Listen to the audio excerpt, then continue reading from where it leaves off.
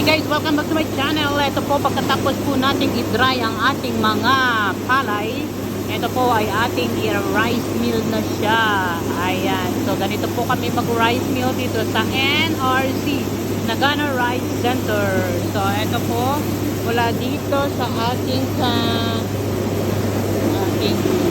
big stock, tayo pupunta yan dito sa ating separator. At tapos ang separator, dito na siya sa rice milling